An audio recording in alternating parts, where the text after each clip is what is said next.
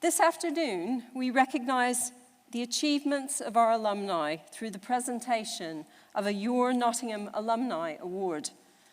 I have great pleasure in asking Professor Kim Scharf to come back to the podium to introduce today's winner. Thank you, Vice Chancellor.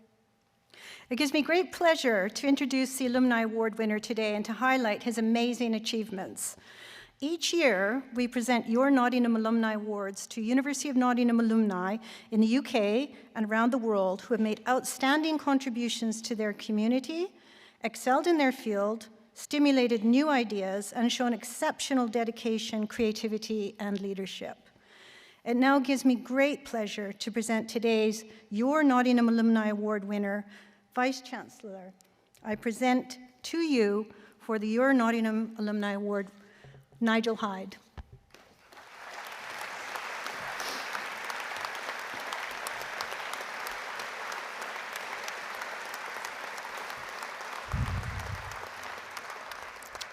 It was a trip to the slums of Sierra Leone, following his experience of mission organization work that sparked Nigel to reimagine how others could give their time to support those in need. With this in mind, in 2004, he founded Mission Direct, combining his passions of helping those in need to improve their lives and matching those with resources, whether it be time or money, and he matched those resources to practical opportunities to make a difference. The idea was based on the premise that for many, it is not feasible to put life on hold, giving up homes and jobs for long periods of time, however eager or passionate they may be about helping the vulnerable in a practical way. Mission Direct sought to change that. The organization has mobilized over 3,000 volunteers, including corporates, churches, and individuals, to use their holidays for good in some of the world's poorest nations. Together, they're transforming lives by building over 200 homes, nearly 100 classrooms, and countless clinics, toilets, and wells. Many of the volunteers have since been inspired to start other social enterprises, multiplying the ability to deliver vital life changes for those most in need around the world. Having handed over leadership of Mission Direct in 2014, and not one to rest on his laurels, Nigel founded Home Leone, with the vision of creating new communities, providing holistic, sustainable relocation opportunities, and supporting skills development. The first 70 homes have now been built and a clean water supply installed, with 6 new community businesses established and the first families having moved into the community. The first 12 classrooms are finished and open for the community primary school, and there are 329 children enrolled. The passion and dedication to helping others that Nigel has shown perfectly embodies the university's values, particularly those of respect, ambition, fairness, and reciprocity. Nigel's hope is that the successful implementation of the community program in Sierra Leone can create a model able to be replicated across Africa and other parts of the world. In 2022, Nigel was awarded the MBE for services to international charitable work, helping those homeless and those living in poverty, particularly in Sierra Leone.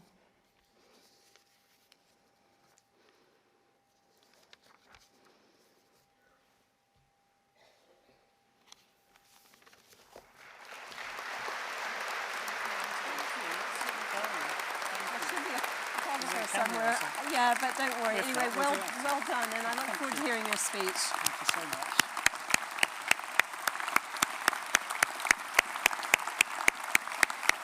I now invite Nigel Hyde to address the congregation.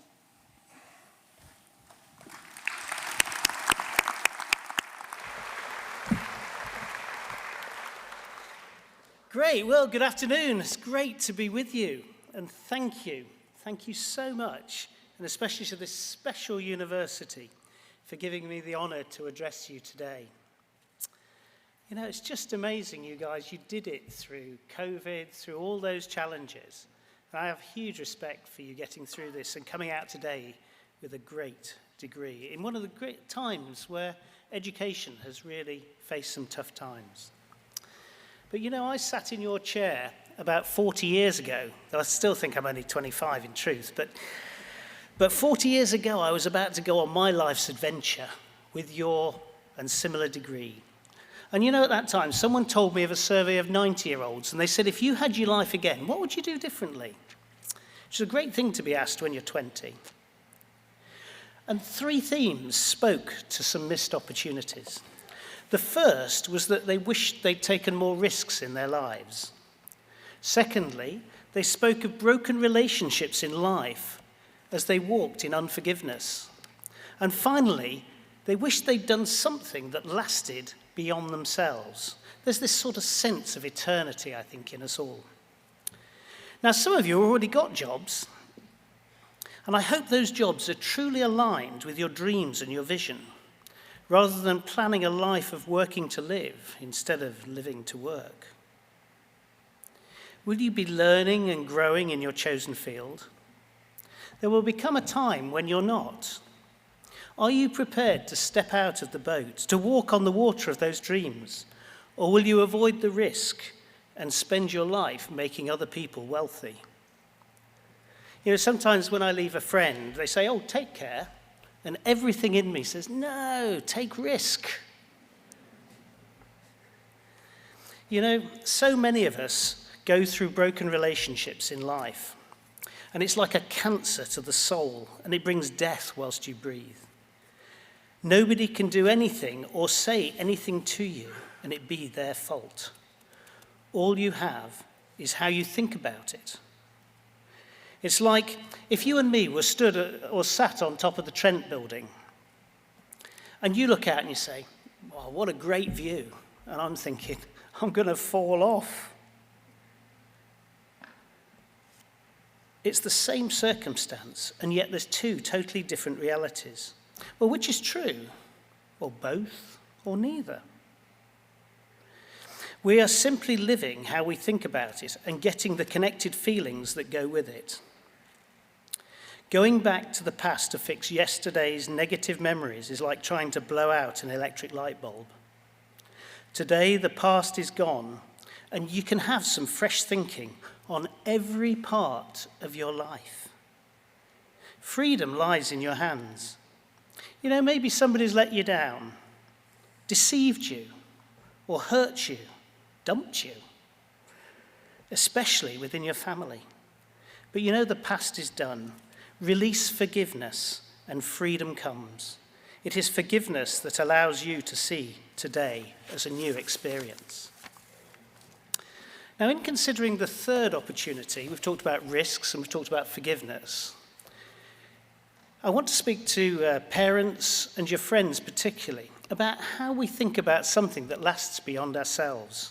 You suggested I say this to the academics as well, so this is for you too. I came to the view that no matter what you do in life, you will wake up one day and simply say, is this all there is? A sort of an emptiness. And someone said it's when you do it, it's a bit like a football match and you go into half time. In the first half of life, we sort of race for success. Maybe we build a career. We build our egos. We seek respect, maybe build a family. And suddenly, it just seems so empty. And then you realize the game is won in the second half. I don't know if you watched the last World Cup, but when the former England manager, Eddie Jones, was announcing the England rugby team to play the All Blacks, he listed those who were going to be on the field at the end of the game rather than those who were starting, because he said the game is won in the last 20 minutes. So however you're going to measure your success in life, I have found it will be meaningless unless you move that success to significance. We can leave a legacy of service that lasts beyond ourselves. Now, I became a Christian in my early 20s. And you know, as I sat in the slums of Sierra Leone and I listened to people's fears, these are just horrific places to live. You know, at this time of year, it's raining. And everyone goes to bed at night thinking, will I survive the night or will I drown in my bed tonight? It's tough. And as I sat there, I listened to these hopes and dreams. And God gave me a really clear picture of a new village. I could just see it in my mind's eye with low-cost, affordable housing, with jobs, education, utilities, healthcare, and so much more. And I took the advice of the 90-year-olds. And what I could see in my mind's eye is there as a reality today, impacting thousands at Home Leone in Sierra Leone. And I think it's a blueprint for something much bigger. But I'm just from an ordinary background, with ordinary thoughts, really. And I then start to say, well, what would a miracle look like in your life? Have you ever asked yourself that question? What would a miracle look like for me today? Well, I asked someone, and they said, well, I think a miracle would win if I win the lottery. I suppose you have to do it to win it, but the question is a miracle a lottery win? Well, the day after I'd asked him that question, he came back and he said, well, I did win the lottery. I was born and educated in Britain. And I've spent much of my life working amongst the world's poorest, and having walked the slums and seen death come early, it's made me truly value the educational gift that you have today. Now, the final life principle I want to encourage you in is generosity. As you start your life's journey of wealth creation, have you set your giving goals? Your giving goals. Ever thought about it? As I say, I'm from a fairly ordinary background, but I set a goal, I want to give away £1 million. You can do it, especially if inflation goes on as it does. But where does philanthropy fit in your life goals? Where's your passion to change someone's world, and in so doing, change your world and the world? One value I adopted in life very early on was the starfish principle. It's the story of a little boy who went down to the beach, and it was covered in thousands and thousands of dying starfish because they need to be in the water to survive. And he picked one up and he threw it back into the sea. And then he did it again. And his mum looked at him and said, son, what are you doing? What difference can you make here? There's thousands of them. And he said, well, I made a difference to that one, and to that one, and to that one. We don't know how long we're going to live. And you could sum up my message in the Latin carpe diem, seize the day. I've found that you will never find real contentment and happiness in your life if you focus on yourself and money. So will you take risks? Will you release forgiveness? Will you live a life of generosity? And will you do something that truly lasts beyond yourself, going from success to significance? Now, there were 3 devils, and they were discussing how to stop someone becoming a Christian. And the first one said, well, I'll tell them there's no God. And the other said, well, that's no good, because most people seem to recognize there may be something more, even if it's outside my current worldview or experience. Well, the second one said, well, I will tell them that death is the end. There's nothing more. But the others said, well, we all have this sense of eternity in our hearts, that there's something that lasts beyond ourselves. And the third one said, well, I'll tell them there's no hurry. It's amazing how time goes by, how fast it is.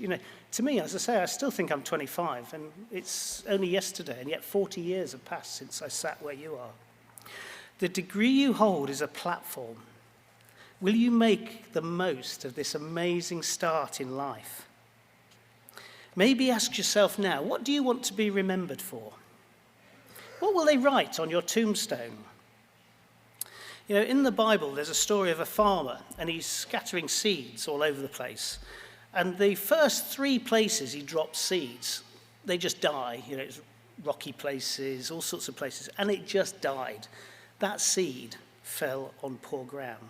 But a quarter of the seed fell on a good soil, it says. And it says there was a crop 30, 60, and 100-fold. On my grave, I want the symbol 100x. I want to live that life. As you leave here today, resolve to live 100-fold lives. The future has not happened yet, and it's in your hands. Thank you again for your welcome and for the amazing honour of this award, and I'm deeply grateful. Thank you.